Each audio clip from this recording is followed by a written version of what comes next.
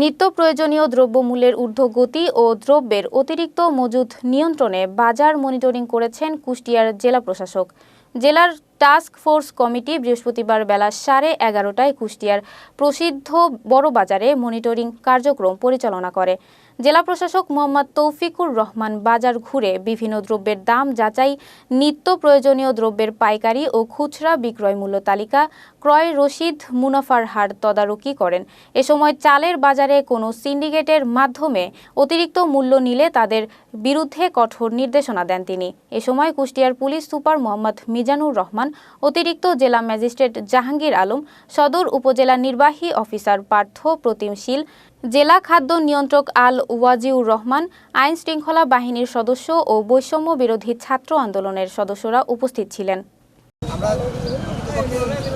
প্রকৃত চিত্রটা বের করতে চেয়েছি যে মেইন গেটে দাম বেশি নাকি খুচরা পর্যায়ে দাম বেশি, কোথায় অসামঞ্জস্য, কেন দাম বাড়ছে বলে অভিযোগ আসছে আমাদের কাছে। সেই তদারক করার জন্য আমরা এসেছি এবং এটা ক্রস চেক করা হচ্ছে এই খুচরা পর্যায়ে এবং মিল গেটে কোথায় দাম বেড়েছে এবং কেন বেড়েছে, আর আদৌ কি বেড়ার কোনো যৌক্তিকতা ছিল কিনা, এবং অলরেডি আমাদের বাইরে থেকে বিশেষ করে ইম্পোর্টেড চাল যেহেতু এসেছে সেই চালের দাম কম, সব কিছু মিলিয়ে আমরা বাজারগুলো দেখতে এসেছি যে দাম কি আসলে যৌক্তিকতা আছে কিনা বাড়া।